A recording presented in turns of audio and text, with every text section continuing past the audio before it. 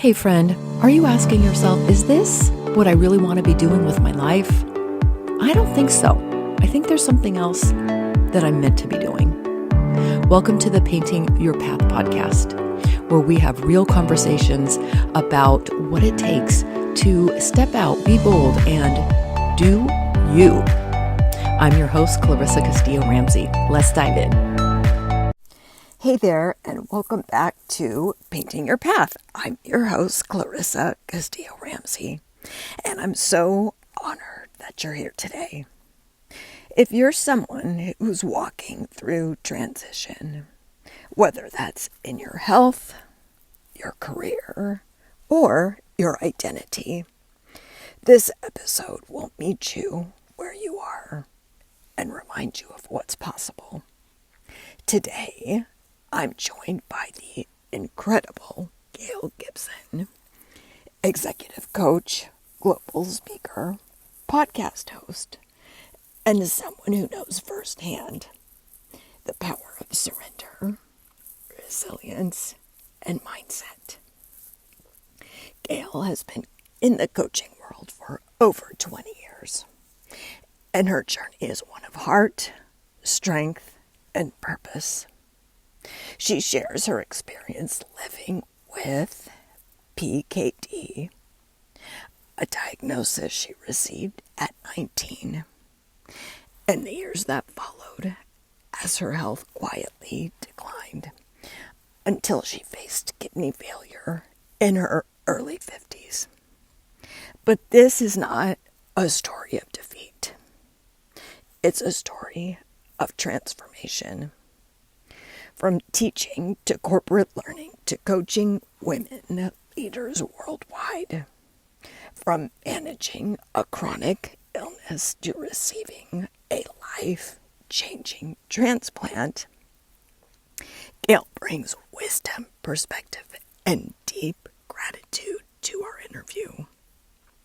She also shares her signature can-do way approach, a mindset rooted in growth, grace, and doing what's within your power, even when life asks you to slow down and surrender. And speaking of slowing down, if you've been craving a gentle pause, a moment to breathe and create, I'd love to invite you to my calming totemic watercolor class on August 14th. It's a simple yet soulful space to return to yourself through paint, intention, and community. No art experience required, just curiosity and an open heart.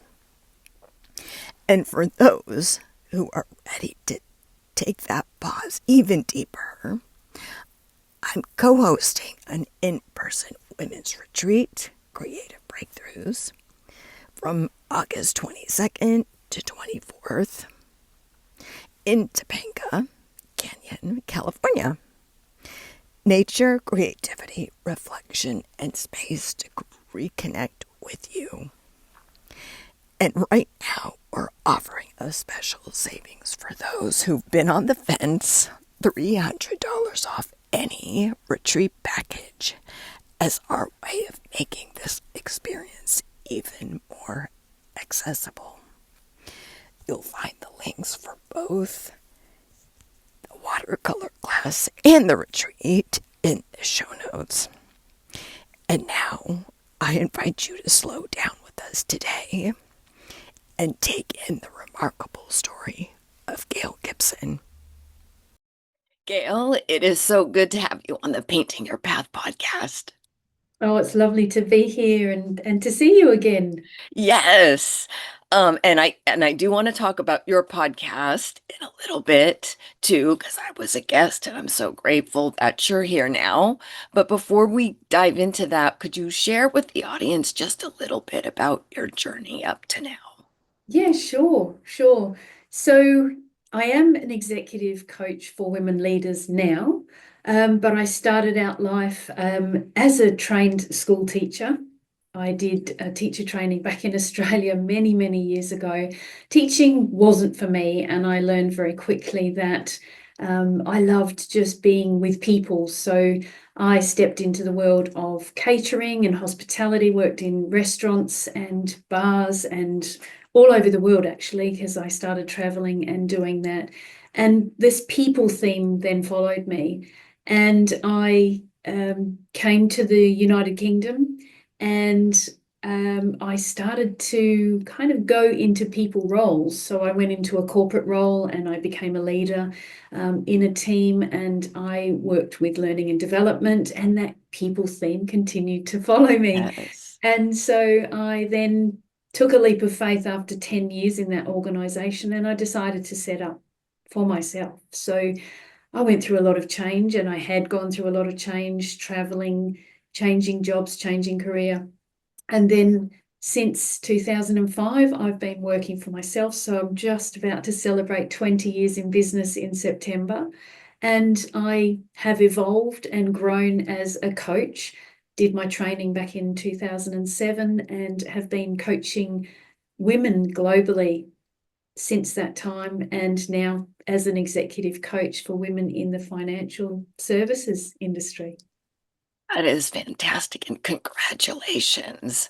We often hear how businesses kind of fail. Mm, That's a large percentage, and you have persevered. So congrats. That is huge. thank Huge. you. Yeah, Thank you. what an inspiration. And I know now, Gail, you're going through a health journey, Mm, and that's what we're going to talk about today. So, could you share just a little bit about what's happening now? thank you. Thank you. So, when I was 19 years old, I was diagnosed with an inherited kidney condition called polycystic kidney. And I inherited that from my mum. And so I lived her experience of going through that for her up until the end of her life. And myself and two of my siblings both inherited the disease.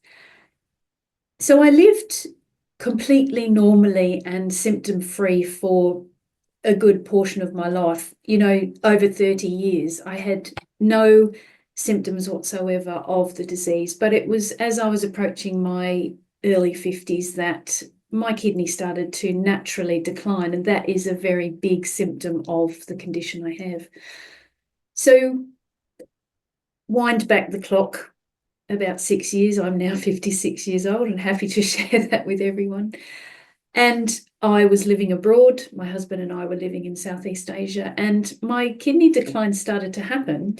And yet I was still relatively symptom free. But of course, what then happened was the physical changes that were happening, the lowering of energy, the mindset, all of these things started playing tricks with me.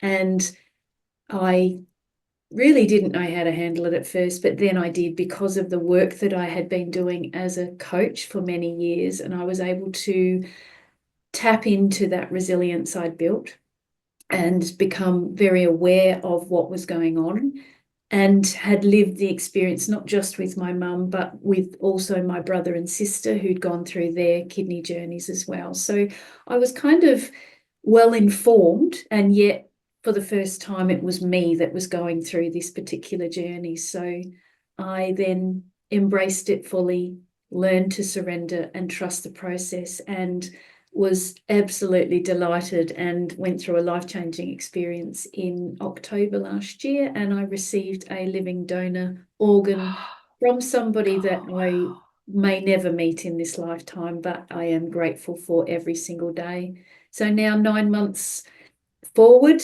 I'm living fully energized, forever grateful, and back to my fit, fresh, and focused normal self. Oh, So it's gosh. been quite a journey. That is wonderful. I'm so thrilled for you. And I know that you said you had to cultivate your mindset, your resilience. Curiosity is something also that helped you through this time in your life. Mm. And I would love to hear more about for anybody who's going through a health opportunity, how did you cultivate this? Because it's that in and of itself, I think, is challenging. Mm. It is a question that I have often been asked.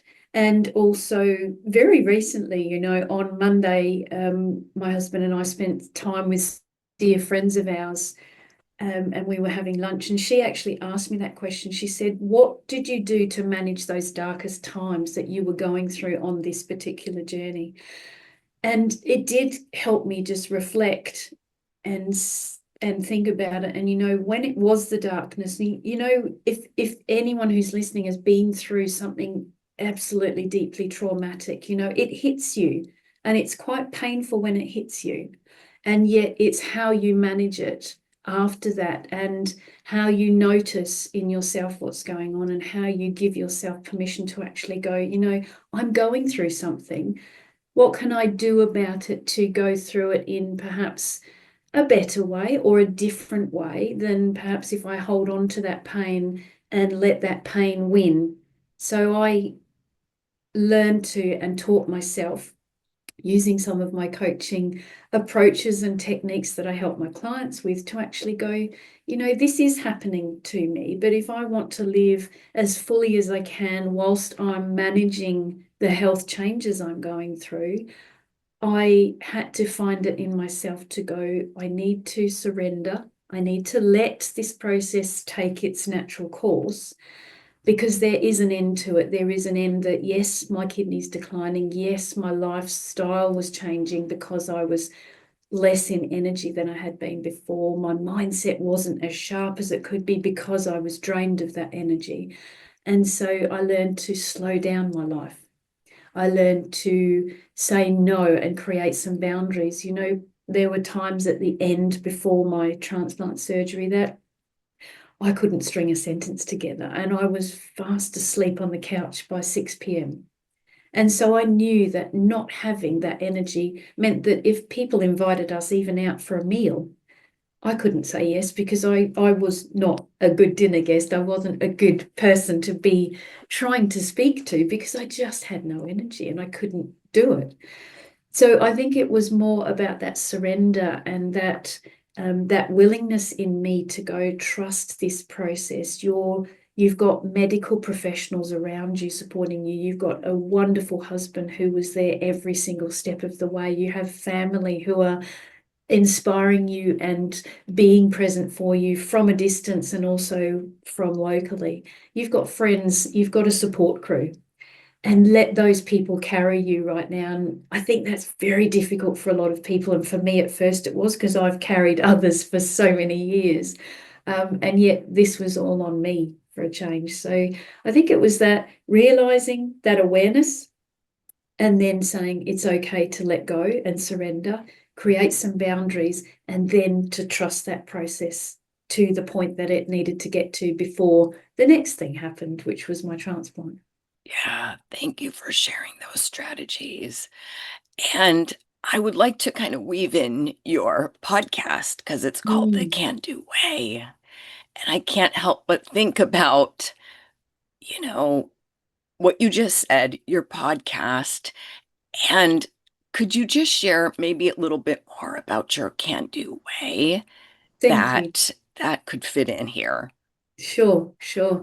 So the can-do way is an approach that I developed, which really started in my childhood. You go through experiences, you have childhood, you have education, you may go on to study further education and go to university or college, and then you go into the workplace. But whatever you go through in life, there's always learning that comes from it. And the learning comes from the things that challenge you the most. They give us the best learning we can ever have, because we learn how to fail, we learn how to pick ourselves up again, we learn how to be okay with people saying to us, well, maybe you could have done this a bit differently, and or that really didn't go well for you. We learn about feedback.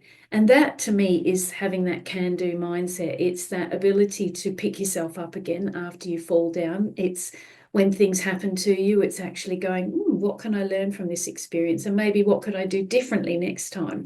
So that's what that whole can do is all about. And so I've used it as a approach that I've used in my coaching over many, many years. And it's really helped guide clients. It's helped them to develop and grow more of a can-do approach, because the can-do approach is very closely linked to the growth mindset, which was created and penned by Dr. Carol Dweck many years ago.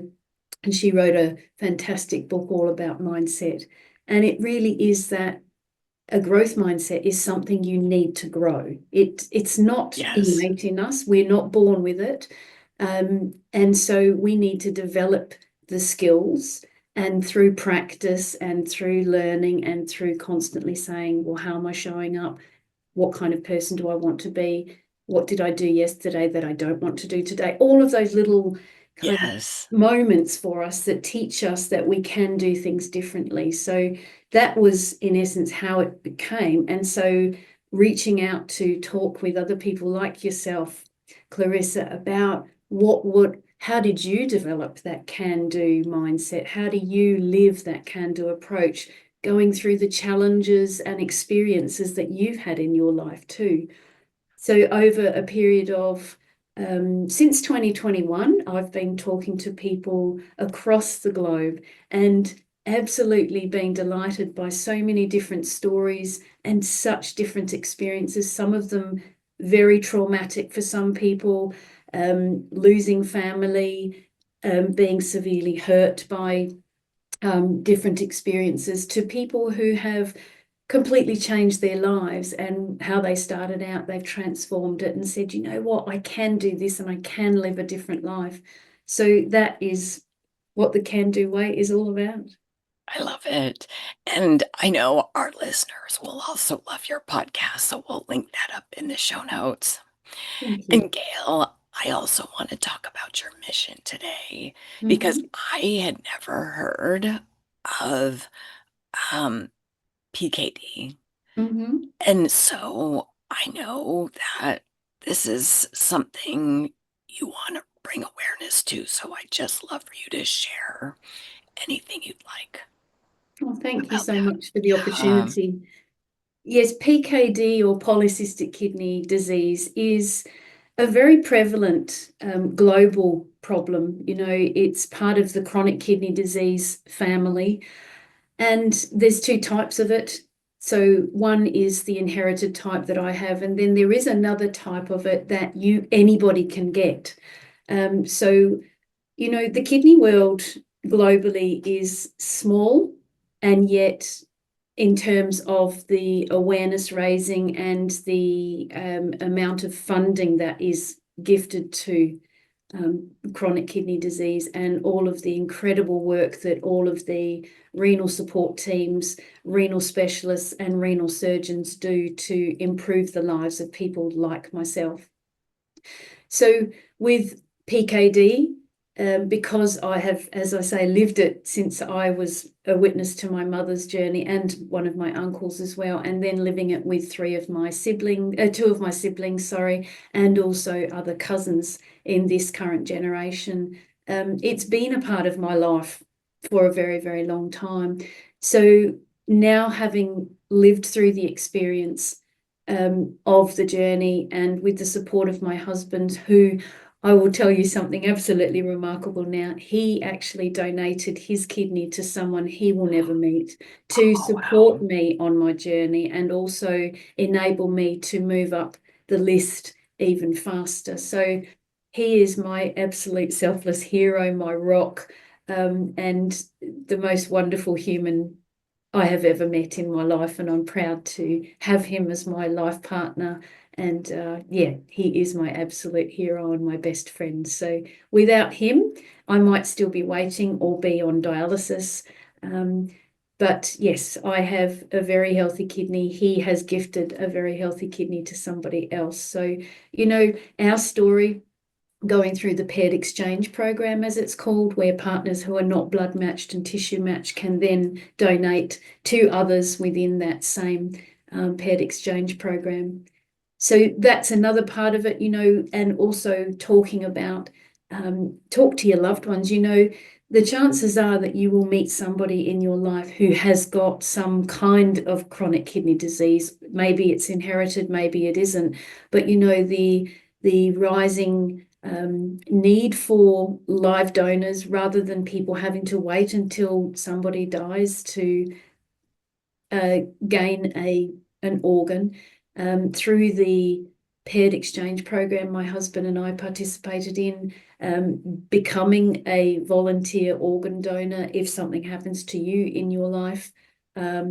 So I think it's just raising more and more awareness, and I do that through volunteer work, through working with different kidney charities here in the UK, and through sharing my own story as well.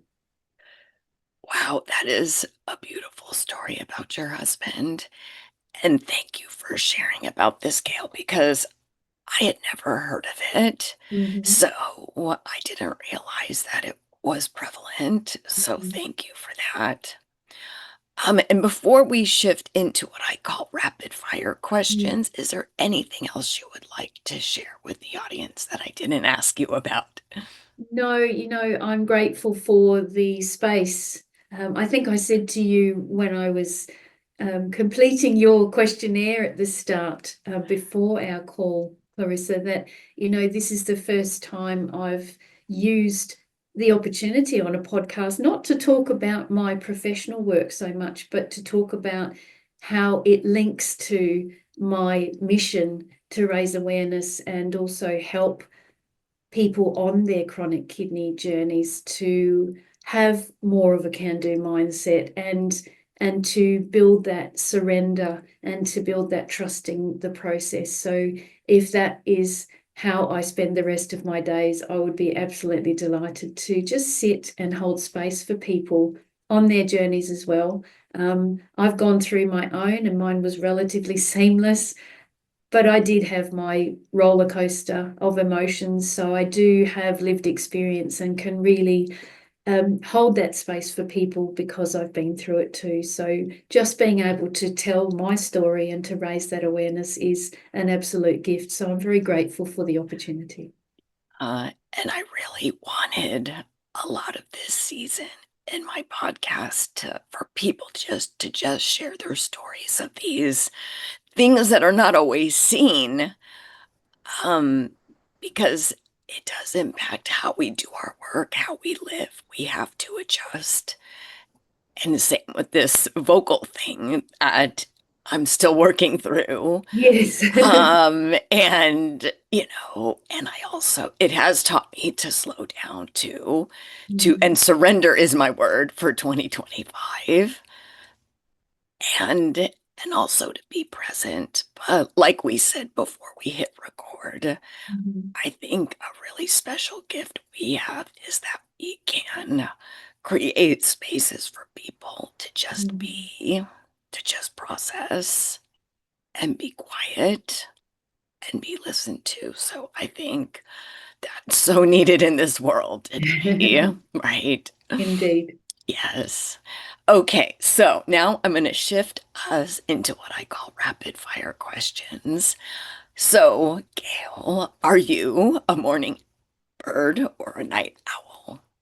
I'm a morning girl. I love that early time in the morning, particularly listening to the bird song, but it really lifts me Yes. for the day and gets my mindset going. Nice, me too. How about your go-to beverage of choice?